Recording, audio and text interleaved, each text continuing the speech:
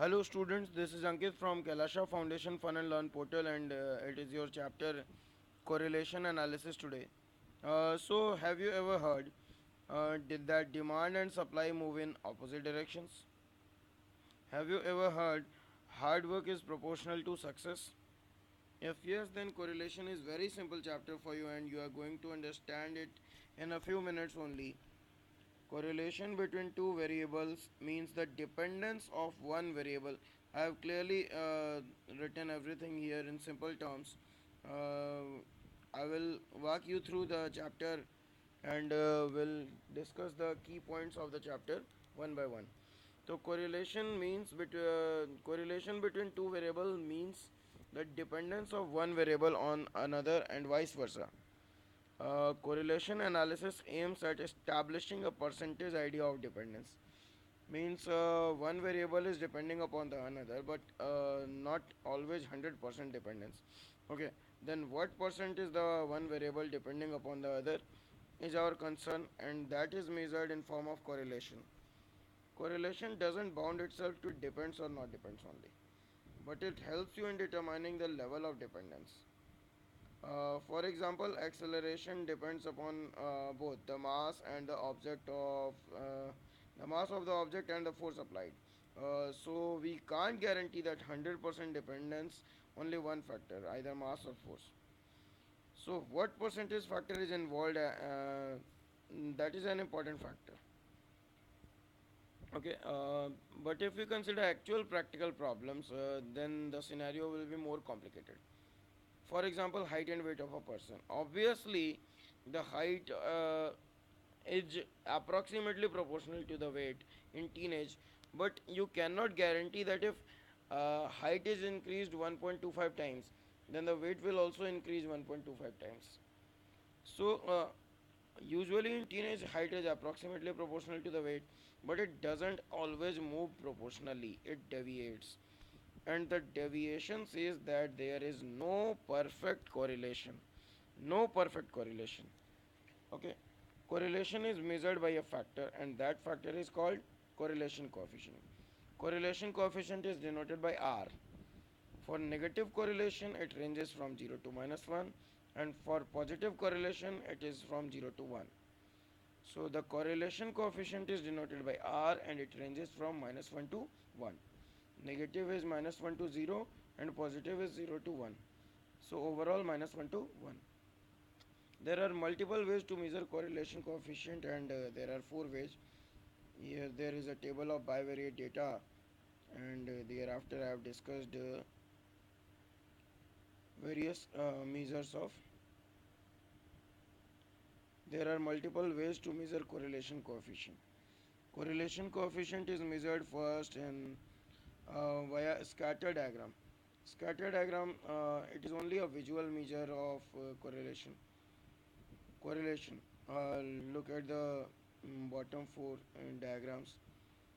Uh, from bottom left to top right, it is positive correlation, red color. From top left to bottom right, it is negative correlation. And the green one is curvy linear correlation or no correlation. And the last one is partial correlation.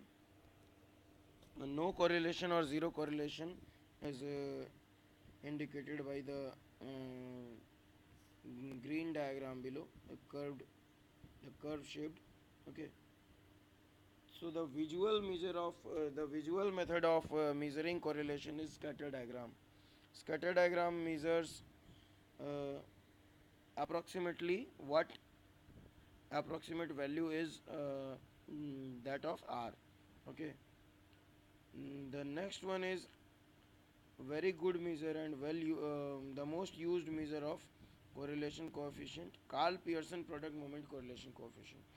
It's the most scientific measure of correlation coefficient, and R is defined by covariance by standard deviation product. Okay, covariance by product of standard deviation. R. The formula is n sigma xy minus sigma x sigma y upon this. So what should you do? You must make a table x, y, x square, and xy.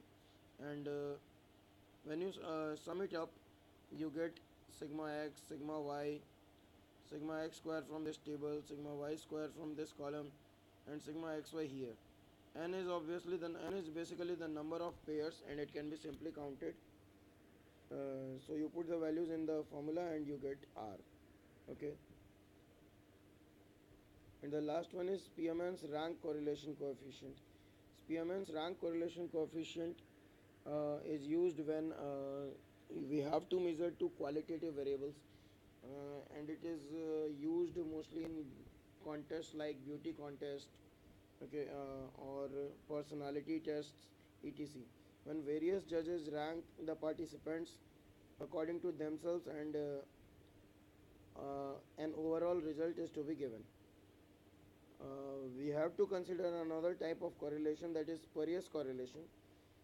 We all know that there is no correlation between intelligence and shoe size of a person. So, when if anyone ever asks us that what is the correlation between intelligence and shoe size of a person, then we will absolutely say that there is no correlation. But we know that the correlation results are based upon data inputs, and if we choose data incorrectly, if we accidentally choose improper data, or sampling is done badly, then we might get such a set of values that there occurs some significant amount of correlation. That correlation will be accidental and will be called a spurious correlation.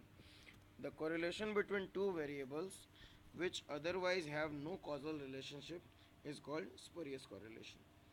So, this was the overview of the chapter, and you can ask all doubts of this chapter on our portal. You can ask the questions on our website, uh, and also on WhatsApp. Our WhatsApp number is 829 4600 829. Okay. So keep learning, stay happy, stay blessed, and happy learning. Thank you so much.